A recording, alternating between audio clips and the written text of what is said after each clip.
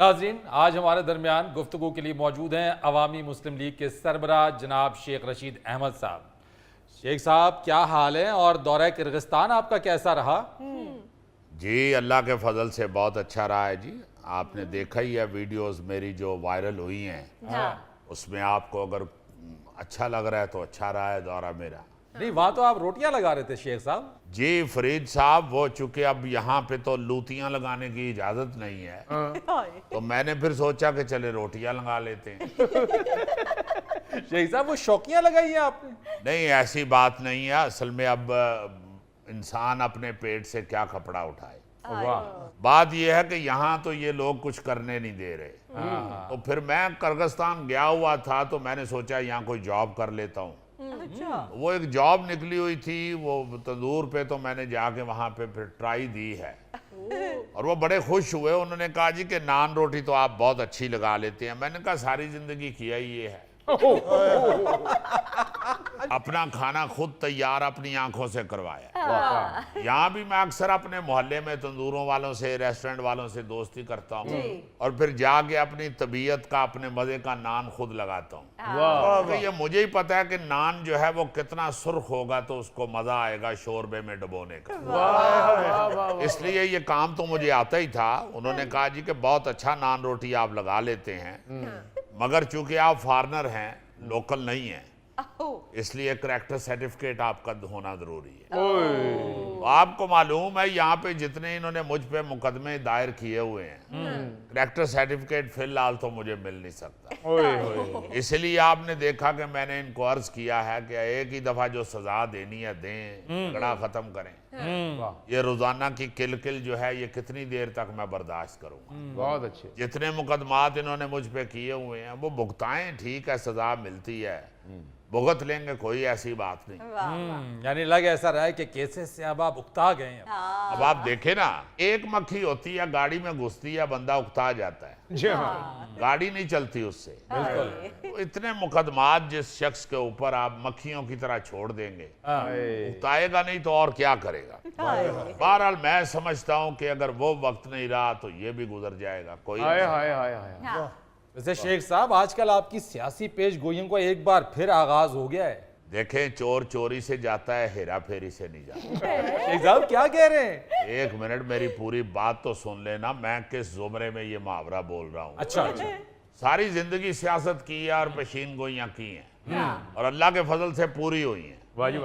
अब इस तरह का जो सियासी नजूमी है वो फारग भी नहीं बैठ सकता, तो इसलिए अब हल्की फुल्की ये पेशीन गोइयां करनी शुरू की हैं। और जो बात मैंने की है फरीद साहब, ये याद रखिएगा, जून का महीना सियासत के लिए बड़ा अहम है। अच्छा। जी हाँ, सियासी जुडो कराटे अपने अरूज पे होंगे। ओह, तो सर ये भी बता दें कि किस किस के जुडो कराटे होंगे? तेरे तो जैकी चंदे होंगे। अरे भाई, पशीन गोई को खोलते नहीं है, उसकी पैकिंग इस तरह की करते हैं कि अगर वो आधी भी सच साबित हो तो वो पूरी लगे। वाह। तो जुडो कराटे होंगे। अब ये मैं नहीं बता सकता कि किसके होंगे और किसके नहीं होंगे। बहरहाल ये बात सच है कि जून का महीना सियासत के लिए बड़ा है। शेख साहब, मुझे वैसे एक बात समझ में नहीं आई। आपने कहा कि हम खामोश हैं, 30 जून तक हमारी ब्रेक है, क्या मतलब इसका? ये ब्रेक का क्या मतलब? देखें, ब्रेक भी जरूरी होती है और कभी कभी ब्रेक लेनी चाहिए। ले लूं मैं फिर एक ब्रेक?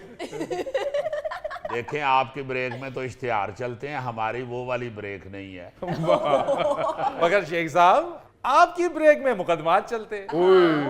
जी, आप अपनी ब्रेक में पैसे कमाते हैं, हम अपनी ब्रेक में पैसे लगाते हैं। एक साहब, आप ये जिक्र कर रहे हैं कि सियासी जुडो कराटे जून में होंगे, ये मेहरबानी जुडो कराटे जरा आगे ले जाएं, जून में तो बड़ी गर्मी होगी। देखें, ये बातें गरीब आवाम सोचती है। जुडो कराटे जिनके दरमियान होने हैं वो तो एयर कंडीशन में बैठे हुए हैं। आप फिक्र ना करें, उन्हें कुछ नहीं होता, फिर तो सिर्फ आवाम को ही निकलनी होती है। आप ठीक कह रहे हैं शेख साहब, मुझे हर गर्मियों में पित्त निकलती है।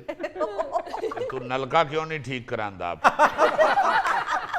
देखें, गर्मी का एक ही हल है गरीब आदमी के पास। हाँ जी।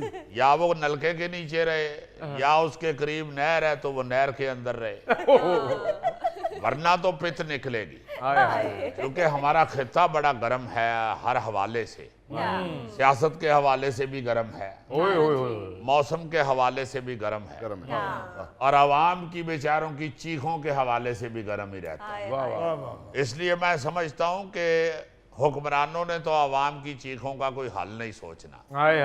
ये आपको खुद ही या नलका ठीक कराना पड़ेगा या नहर के करीब मकान लेना पड़ेगा।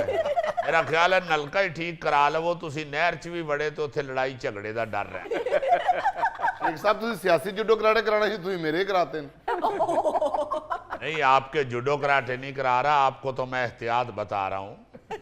आप हमारे दोस्त हैं, हम आपके फैन हैं जनाब। शेख साहब मुझे पित निकले ना, मैं गाच नहीं मार लेता हूँ।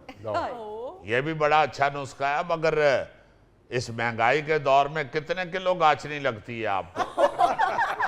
शेख साहब सिर्फ इतनी सी लगती है। ये तो आप वो बता रहे हैं ना जो आप खा जाते हैं। मैं वो पूछ रहा हूँ जो आप जिस्म पे मलते हैं। गोगा जी 1 मिनट ठहरे यार, क्या कर रहे हैं? इतनी मुश्किल से शेख साहब को लेकर आए हैं, मनाया उनको। मुश्किल से केड़ा तुसी मैनू पिकअप ते लद के ले आए हो। आप मान नहीं रहे थे ना इंटरव्यू के लिए, बड़ी मुश्किल से माने हैं आप। यार क्या इंटरव्यू देना है और क्या बात करनी है, आपको मालूम है जो हालात हैं, बस इसलिए, और तो कोई ऐसी बात नहीं। मैं तो बड़ा खुश होता हूँ आपके प्रोग्राम से। चले आपकी मेहरबानी है, आप हमारी रिक्वेस्ट पे आ जाते हैं। अच्छा ये तो बताइए, ये दुबई लीग्स के बारे में आपका क्या ख्याल है, ये जो अभी आई है? देखें, ये हुकूमत की अपनी लीक है, और वैसे भी आप जानते हैं कि हुकूमत की गाड़ी के इंजन से धुआं निकलना शुरू हो चुका है। बल्कि सिर्फ इंजन से ही धुआं नहीं निकल रहा, रिंग पिस्टन भी बैठ चुके हैं। मैं तो समझता हूं कि ब्रेक के रबड़ भी घस गए हुए हैं। इसी वक्त भी ब्रेक फेल हो सकती है और हुकूमती गाड़ी किसी के साथ भी टकरा के पाश पाश हो जाएगी। हुकूमत को तो अपनी पड़ी है शेख साहब। अब देखे ना, ये ओहदों की बंदर बांट चल रही है आपस में। नहीं, ये तो बंदर बांट नहीं है, ये तो बनमानस बांट है। मानस बांट। ऐसे बनमानस बड़ी खामोशी से इधर उधर मूव कर रहा होता है, पता भी नहीं चलने देता। बंदर की छलांगे तो साफ नजर आ जाती हैं। ये तो बड़ी खामोशी से वारदात डाल रहे हैं। अब आप देखे ना, डिप्टी वजीर आजम बना दिया गया है। और मेरे भाई, पाकिस्तान के आइन में कहीं ये ओहदा मौजूद नहीं है। यानी आप ये कह रहे हैं कि इसहाक डार साहब को गलत ओहदा मिला है? जी यही कह रहा हूं मैं, को फारसी तो नहीं बोल रहा ना। कंफर्म कर रहा। बस ये हमारी हुक्मरानों की बदकिस्मती है कि ये रिश्तेदारों को राजी करने के लिए ओहदे बांटते हैं। हालांकि होना तो ये चाहिए कि रिश्तेदारों को खुश करने के लिए उनमें सूट बांटें, मगर चूंकि सूट पल्ले से बांटने पड़ते हैं इसलिए फिर ओहदे बांट देते हैं। एक साहब आपका कहने का मतलब है कि सागडार साहब को डिप्टी वजीर आजम बनाने के बजाय इनको चाहिए था उनको 2 सूट दे दें। वो भी ज्यादा है, ऐसा बंदा तो 1 सूट पे भी दुआएं देता है। नाज़रीन क्या लेते हैं एक छोटी सी ब्रेक। ये संजीदा से संजीदा खबर के भी परखचे हटाने शुरू हो जाते हैं। भैया लोगों के सीने में भी दिल होता है। हाँ जी, इसका पता नहीं, इसका है दिल।